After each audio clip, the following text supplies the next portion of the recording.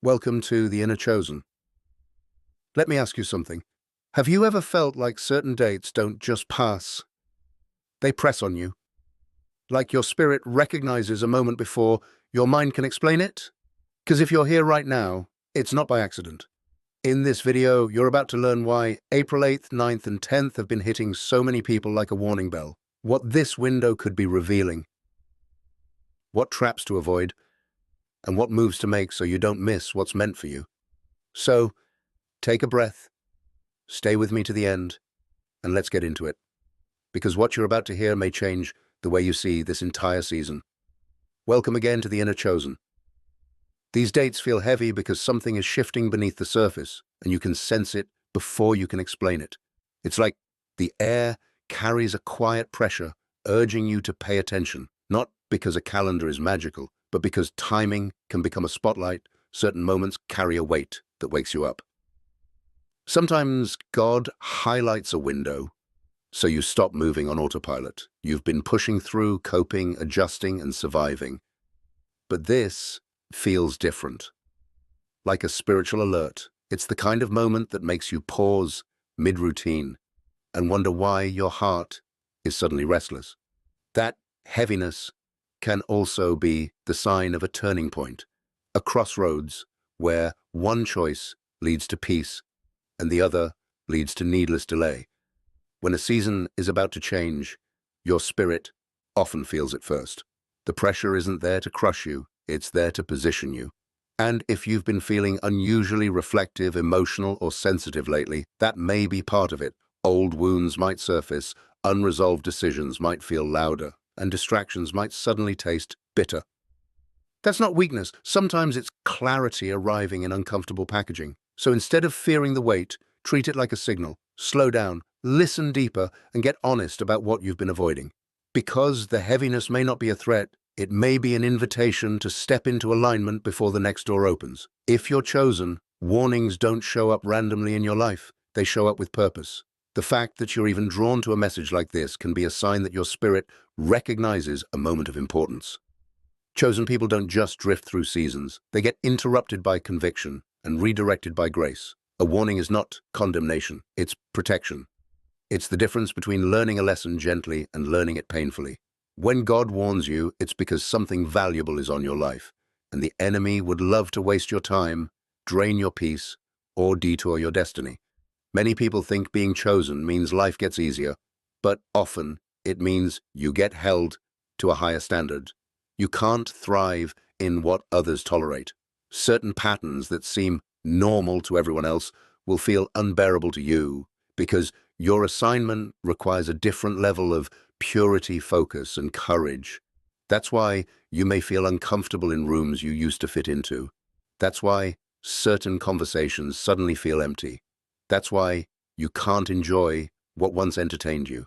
When you're chosen, your spirit rejects what threatens your future, even if your emotions try to justify it. So don't ignore the warning when it comes. Don't call it anxiety when it might be discernment. Don't call it overthinking when it might be God pulling you back from the edge. If you're chosen, the warning is proof you're being guided because you're too important to be left to chance. 3 days can feel like a corridor in the spirit, short, specific, and directional. A corridor isn't where you live, it's where you pass through to reach a new room. That's why this window can feel urgent. You're not meant to stay stuck in the mindset, habits, or delays of the last season. In a corridor season, separation starts happening naturally. What used to entertain you starts irritating you. What you used to tolerate starts draining you. You may feel less patient with confusion, less willing to compromise, and more aware of what is pulling you away from peace. Separation doesn't always look dramatic. Sometimes it looks like quiet clarity. It looks like unsubscribing from noise, stepping back from certain people, or finally admitting that something is not good for you. It's the moment you stop making excuses for what keeps dimming your spirit. This sheer window can also separate intentions. Some things you thought were opportunities will show their true cost. Some connections will reveal whether they are covenant or convenience. And you'll start recognizing what's aligned with your purpose versus what's only comfortable. So, if you feel your appetite changing, your desire shifting. Don't fight it. Let this corridor do its work. Because separation isn't rejection, it's selection. It's God narrowing your focus so you can walk into what's next without carrying what doesn't belong there. The real test often isn't about what you know, it's about what you do when your emotions disagree. You can hear direction clearly and still wrestle with the discomfort of obeying it. That's where the battle is, not in information, but in surrender. Emotions will try to renegotiate what God already made plain. They'll say, wait until it feels easier, or give it one more chance, or you'll look foolish if you act now. But destiny isn't built on comfort. It's built on courage that moves, even while the feelings lag behind. Obedience can feel like loss at first because it often requires letting go of something familiar. It might be a relationship, a habit, a secret compromise, or a pattern of procrastination.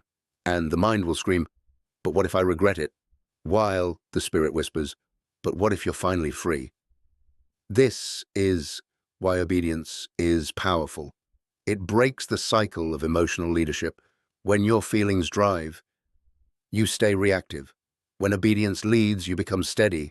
You stop being pulled by every mood, every fear, every memory, and you start walking with authority. So if you're in that inner tug of war right now, don't shame yourself. Decide. Choose alignment over appetite. Choose wisdom over impulse. Choose discipline over delay. Because the moment you obey, you don't just follow instruction. You step into protection, clarity, and momentum. A sudden shift can happen when you least expect it, but it rarely comes without preparation. You may feel like things have been quiet for too long, like nothing is moving. Then all at once, everything starts changing. That's how breakthrough often arrives, not gradually, but swiftly, like a door that swings open after a long season of waiting. But speed requires alignment.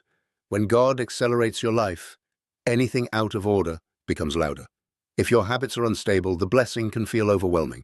If your mindset is still tied to fear, the opportunity can feel threatening. Alignment isn't about being perfect. It's about being positioned. This is why some people receive a new season and can't sustain it. They prayed for expansion, but their discipline stayed small. They asked for promotion, but their character wasn't ready for pressure. When the shift comes, it exposes what's been neglected, not to shame you, but to strengthen you. Alignment looks like clearing space. It looks like simplifying your routines, protecting your peace, and tightening your focus. It looks like choosing consistency over hype and obedience over impulse. Because when movement increases, distractions become more expensive. So, if you sense acceleration, don't panic. Prepare. Get your heart clean, your mind steady, and your priorities in order. The shift isn't coming to break you, it's coming to move you. But it will favor the version of you that's willing to live ready. What you ignore today doesn't disappear. It multiplies in silence. A warning neglected doesn't stay small. It becomes a pattern. And patterns don't just affect one moment. They shape your future. That's why ignoring conviction is never neutral. It's a decision with direction. When you ignore the inner nudge to stop, you train yourself to tolerate what harms you. When you ignore the nudge to start, you reinforce delay until it feels normal. Over time, small compromises create big consequences. And the regret isn't just about what happened, it's about what could have happened. This isn't about fear, it's about wisdom. God's guidance is often gentle before it becomes urgent, and grace will keep speaking, but life will also keep moving. Ignoring a warning can cost you time, peace, and relationships that didn't have to break the way they did.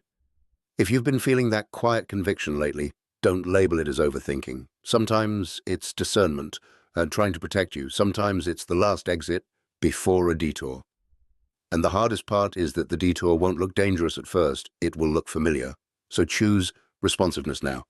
Take the nudge seriously, even if you don't fully understand it yet, because later you won't regret obedience. You'll regret the moments you knew better and still stayed stuck. In certain windows, truth doesn't stay buried. It rises. You may notice that things people tried to hide start slipping into the light, not because you went looking for it, but because reality can't keep wearing a mask forever. This kind of exposure isn't meant to destroy you. It's meant to deliver you. Sometimes the exposure is external. A person reveals their real intentions, a situation shows its true nature, or a perfect plan starts unraveling. What looked safe starts feeling suspicious. What sounded promising starts revealing the strings attached. And you realize you were being protected from something you once begged for. Other times, the exposure is internal. Your own patterns become impossible to deny. The way you self-sabotage, the way you procrastinate, the way you settle for less than you're called to, suddenly it stands out. And that can sting. But it's mercy, because you can't heal what you keep excusing. Exposure often feels uncomfortable because it breaks attachment. You might grieve what you thought was real, you might feel embarrassed that you ignored signs, but don't confuse discomfort with disaster. When something is revealed, you've been given a choice: stay blind or step into freedom. So if truth is surfacing, don't run from it. Ask for discernment, not revenge. Ask for clarity, not control. Because what's being exposed isn't there to punish you. It's there to release you from what was quietly draining your future. Right before breakthrough, resistance tends to increase. The moment you start getting serious about your calling, distractions multiply. Your mind gets louder, your emotions get heavier, and the temptation to quit suddenly feels reasonable. That's not always random. Sometimes it's opposition reacting to your momentum. Spiritual warfare isn't only about dramatic moments. It's often about subtle erosion. It tries to wear down your prayer life, weaken your discipline, and dull your confidence. It whispers, "You're behind. You're not ready. It's not working." Until you start believing the lie more than the promise. You may also notice unusual fatigue, irritability, or confusion, especially when you're trying to focus. That's why protecting your atmosphere matters. What you listen to, what you watch, who you entertain, and what you feed your mind becomes even more important in this season. But here's the truth. Pressure is often proof you're close. The enemy doesn't waste heavy attacks on empty destinies. If it's been intense, it may be because you're standing near a door you prayed for. And the goal is not just to stop you, it's to make you stop yourself. So don't fold now. Don't interpret resistance as rejection. Stand firm, return to your basics, and keep moving one obedient step at a time. You're not losing, you're being tested, strengthened, and prepared to carry what's coming next. Before you go, I want you to do one simple thing. Choose one word that captures what this message awakened in you. Something like alignment, obedience, discernment, breakthrough, protection, or courage. Pick your word, write it down, and let it be your focus in the days ahead. Now, type your word in the comments so we can stand together as a community. And if this spoke to you and you want it to reach more people, tap YouTube's new hype feature on this video and support it. Your hype can push this message farther than you realize. Stay ready, stay grounded, and remember, your next step matters.